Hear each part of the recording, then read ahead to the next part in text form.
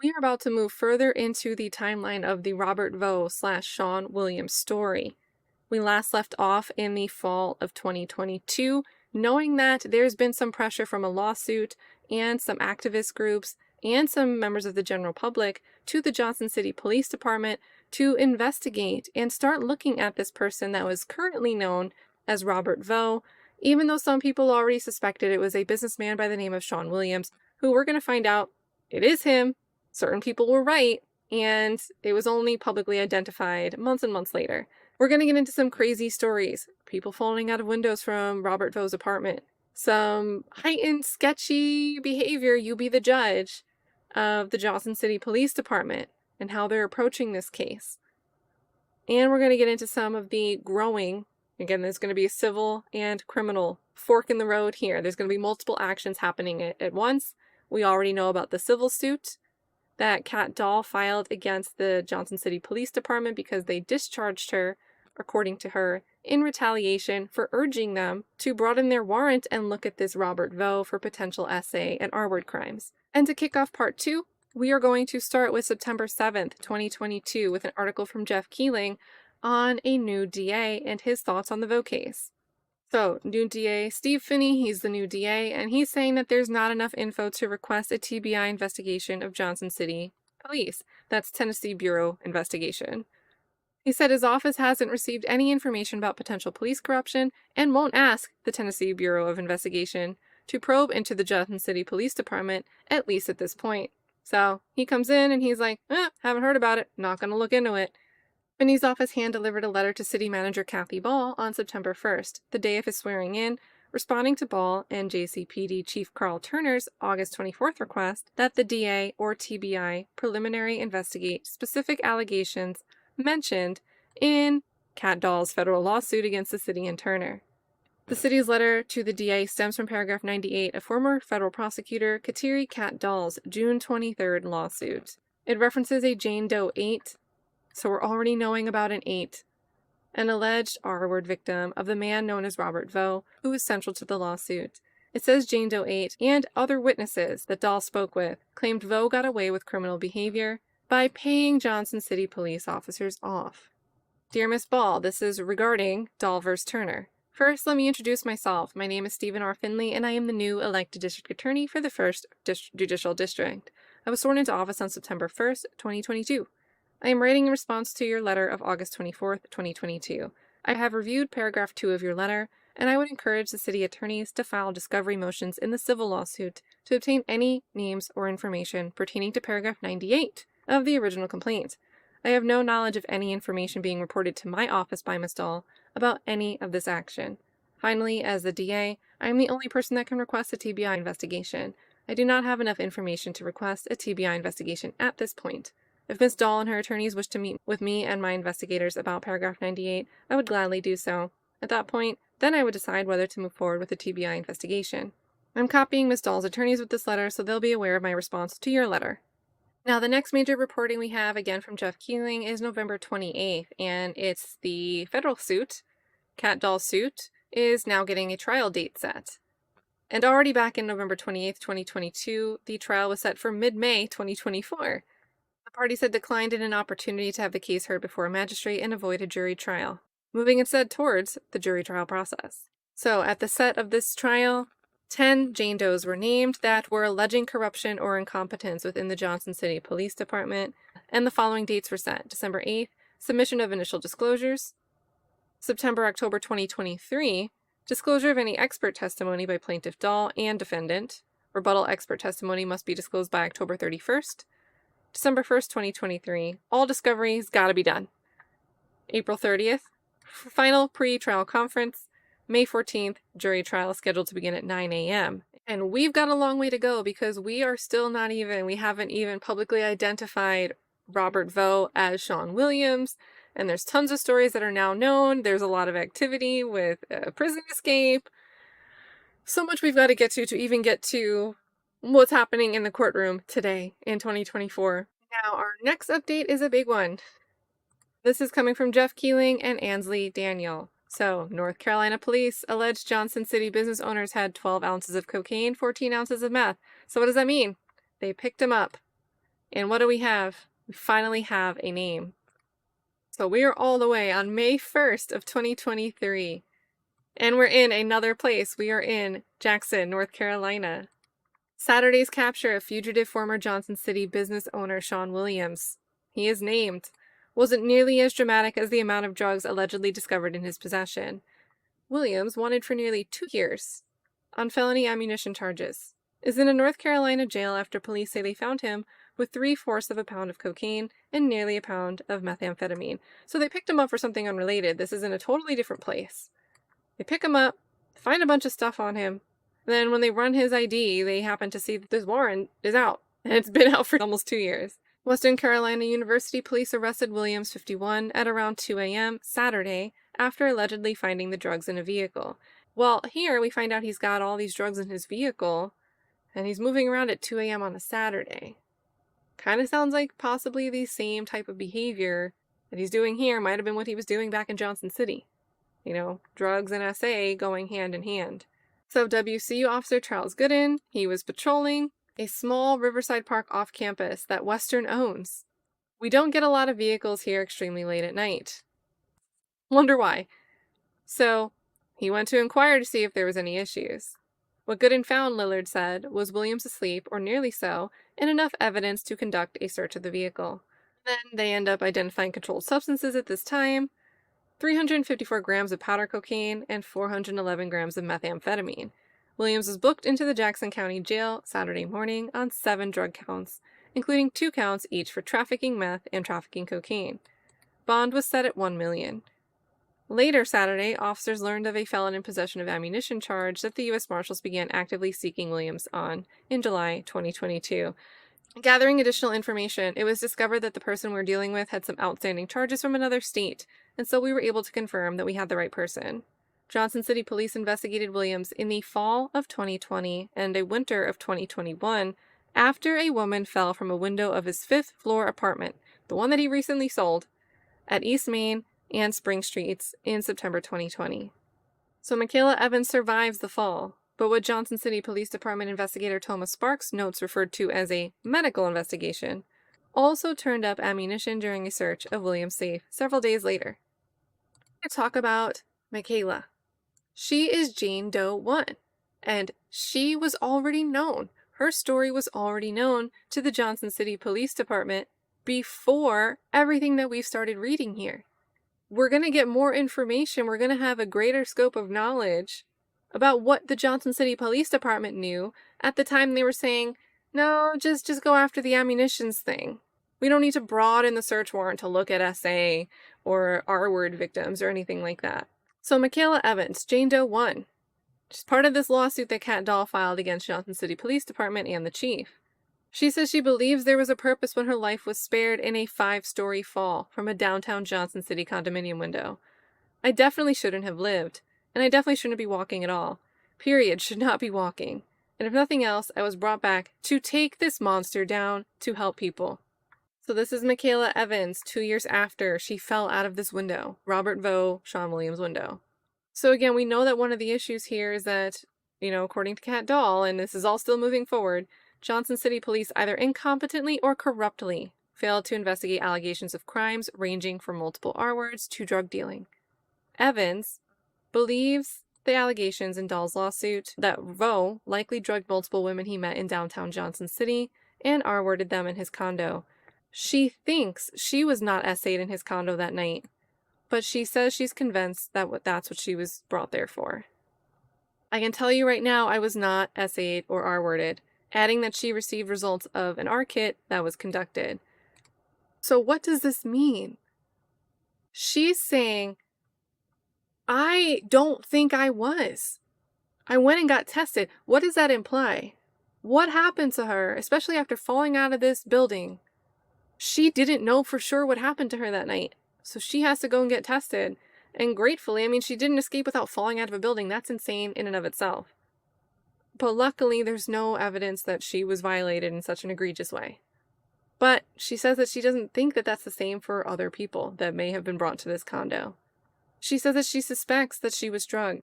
She says she called herself to talk to them and asked if she was tested for GHB, roofies, ketamine, something like that, and they said no. that was not requested to do.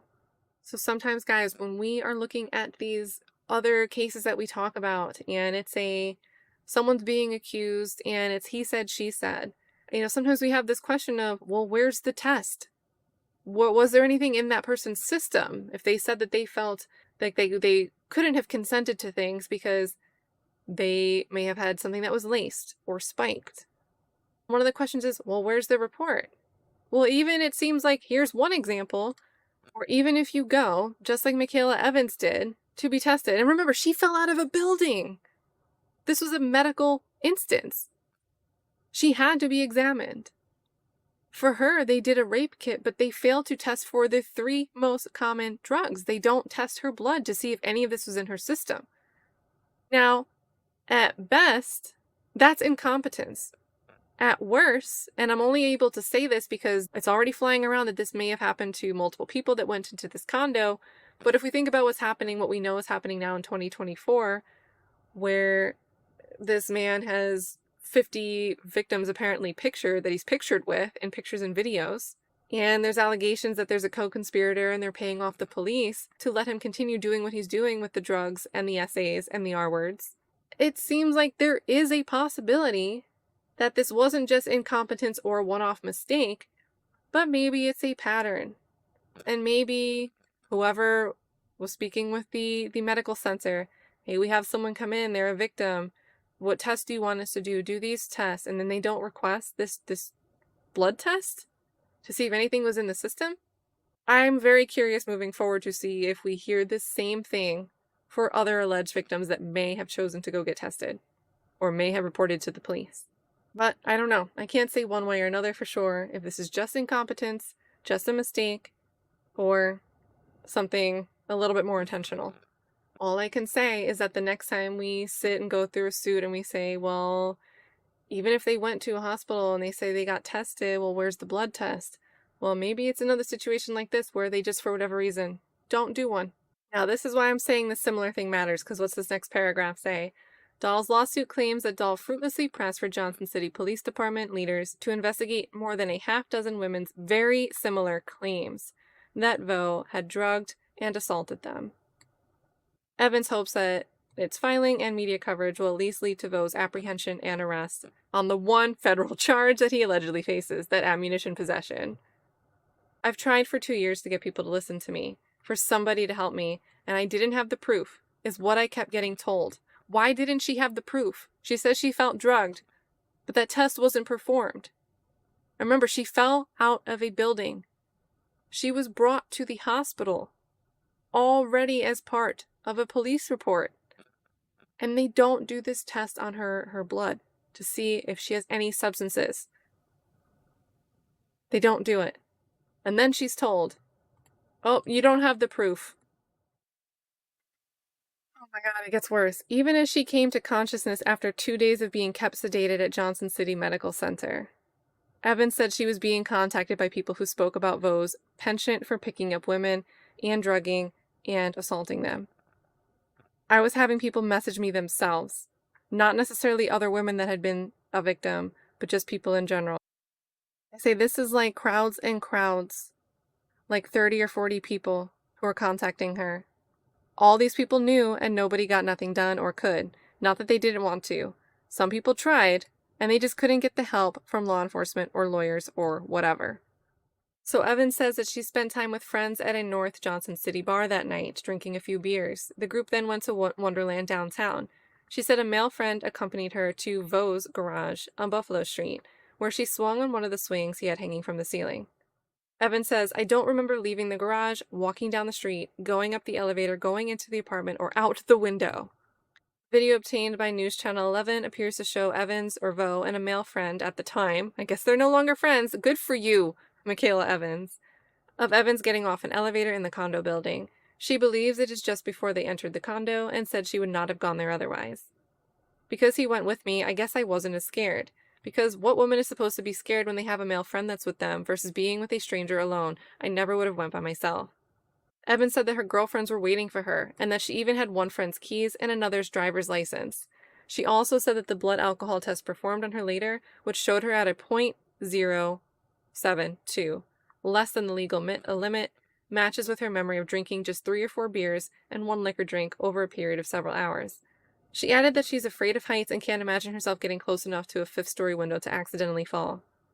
Evans said she has come to believe she was pushed, but also said she realizes she may never know.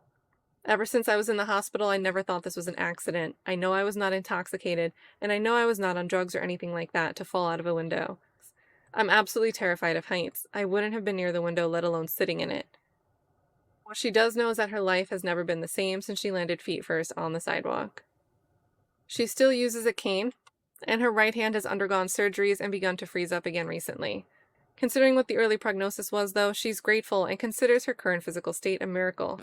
During the 3 weeks she spent under sedation, they asked her if they could amputate both of my feet and my right arm because they couldn't get blood flow. And then if you're queasy, I'm about to scroll down to pictures, so either don't look at the screen, click away for a second. Here we go. 3, 2, 1. So Mikayla Evans, while she's sedated in the hospital after landing from a fall from a 5-story apartment building.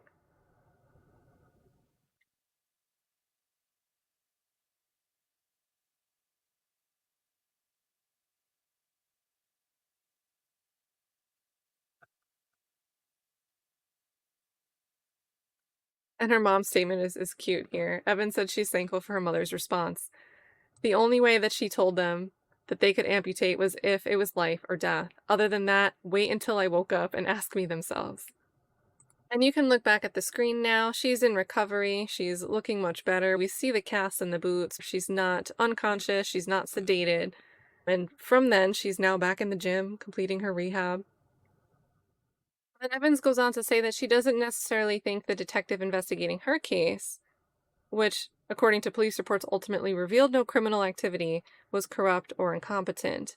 But she thinks the overall handling of Voe's activities, whether they be alleged drug dealing, essays, or anything else, was a mix of about 80% corruption. Evans said after reading one officer's alleged comments about her attire in Dahl's lawsuit, she wondered whether she, quote, was like a half priority even though I fell 5 stories out the window because of the way I was dressed. Well, she looks like, well, I'm not going to say it, she said, referring to the alleged comment. I don't care if I went outside with band-aids covering my lady parts and I'm doing cartwheels. That don't give you the right to touch me, drug me, arm me, anything like that. And remember, Mikayla Evans' story, this was September 2022. And we're not getting any type of arrest for Robert Voe or Sean Williams until 2023. And we're getting it then because he was found in a more secluded park area, sleeping in his car with a bunch of, whatever probable cause. They found all this stuff in his car, all these drugs. And then they happened to see he had this warrant for this ammunition.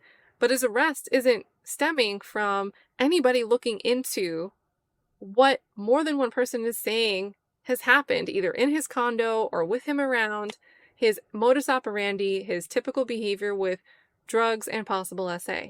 And all the while, the city is responding to Kat Dahl's lawsuit saying, oh, there's no there's nothing here, there's no evidence. So let's get back over to this story about finally arresting Sean Williams. Again, he's being held on $1 million bail. He's in this prison here in North Carolina, this jail in Jackson County. He's got 7 counts plus 2 trafficking counts. He's got 7 counts and 2 of them are trafficking. And we get some details that, his public defender requested a smaller bond amount. It wasn't granted. And next court date at this time was May 8th. Again, we are in 2023. So on May 8th, Jeff Keeling gives us an update on what happened at this May 8th hearing. Ex-fugitive Sean Williams now held without bond on federal charge. So, former Johnson City business owner Sean Williams is now being held without bond on a federal criminal charge at the Swain County, North Carolina jail. So they transfer him because of this federal charge, and he's going to have a hearing on May 23rd. So North Carolina, they're moving this right along. And we've got this wanted poster from the U.S. Marshals. It says he's wanted for a weapon offense, and it looks, quite a bit different from how he actually looks when he's picked up and arrested in North Carolina. So, we get some more information. Williams, the former owner of Glass and Concrete Contracting, LLC, with the principal office at Williams' apartment on the 5th floor of 200 East Main Street, was wanted for more than a year on a federal ammunition charge, according to several public documents. And then we see this detail here. Williams has been publicly wanted by federal marshals since July 2022. So we learned that he was under indictment a little bit before that, but this is the first time we're seeing that publicly wanted. July 2022. That's a lot of time that's gone by. And he's still only wanted for what? A weapons charge. An ammunition charge. And July 2022 was after what? It was after this disturbance at the Washington County Register of Deeds office. That was April 19th, 2022. And remember, this is when people start raising awareness. This is when Channel 11 really starts looking into this more. They go and talk to these women that were at the deeds office. The other business partner that came forward and said, hey, look, I have this property. He signed this property over to me. She starts saying, look, I've been trying to tell people. I've been trying to tell the feds. I've been trying to tell the police about his whereabouts. Nobody's listening to us about this guy, Robert Voe, Sean Williams, whatever he's identified at this point. So really, I think it was the coverage from journalists like the ones at Channel 11 and the people making a fuss, making noise, that we finally get this public wanted poster. We're actually finally kind of actually looking for him finally in July 2022. So with this hearing, we find out Sean Williams, he's arraigned on federal weapons charge, and his trial is set for August 2022. And remember, it's not going to be Dahl anymore prosecuting this because they've removed her. They've discharged her. So now it's Megan Gomez as the counsel of record and Assistant U.S. Attorney Thomas McCauley. Then on May 15th, we've got Jeff Keeling and John Janko reporting that finally, we've been calling him Robert Voe up until this news report here. This April 2021 indictment taken out by Dahl is finally no longer under seal. It's unsealed. So, Dahl's attorneys file a motion requesting that his identity as Robert Voe be revealed. And now we get to finally know that he is Sean Williams. So Ben Putland, who we heard from earlier, he's one of the advocates. He got to meet with Ball right before he sat for this interview with Channel 11. And he says that some of the retraining about first point of contact for SA victims is very important. And we've started talking about what some of that's going to look like. We would really like to see more investment in SANE, SA Nurse Examiner, as always. We would like more money to go to the Family Justice Center. Now, wouldn't this be great if there was better training and investment in this medical response for SA victims like Mikayla Evans? Maybe full, complete, proper testing. And Ball acknowledged that there are things that we know we can improve on, like our reporting system, our record keeping. We have some improvement to do there. We also want to do some additional training, and we're going to be recommending some additional funding to the Commission in this coming budget year in order to address what we've heard from Dagley, the person that was running the Commission investigation. Now, we've gotten up to his arrest. We've gotten through Mikayla Evans' crazy story falling out of a 5-story building and her recovery, and how more and more attention is bubbling, like really bubbling up about there's more people than just Mikayla Evans, possibly up to 10 Jane Does as alleged in the lawsuit that Kat Dahl filed, but more people, groups of 30 or 40 people coming forward with stories to Mikayla Evans alone, not to mention anyone that came forward to anyone else in response to those the whistleblower aid, or to Channel 11. It's brewing. It's all bubbling up. And we're finally, although be it very delayed and slow, like years late, Johnson City Police Department is budging a little bit. So, we're going to call this part 2. We've gotten through something that was hard to ignore. Someone falling from a 5-story building, and then that same person's asleep in a car and they're found with a bunch of stuff. Well, we've got something. In the next video, we're going to start to see the civil action start to formulate while Sean Williams is going through the criminal wing. There's criminal action for his charges. And this is really where we're going to start to see what I'm going to suggest at this point is a culmination of both incompetence, failure to fully investigate on one hand, and then corruption starting to maybe rear its ugly head. We're going to talk about it in part 3. So closing this one out to make it more bingeable, bite-sized segments. That way you don't have to watch like one 5-hour video all at once. That was part 2. Let me know what you're thinking so far about anything we talked about in here. But if you want to hear what happens from this point forward with Sean Williams and what the Johnson City Police Department's doing and all these civil and criminal actions as they're moving forward, catching us up to where we are currently today in May of 2024. Make sure you hit the like button, hit the subscribe, hit that bell to get a notification for part 3. And until next time, as always, take care.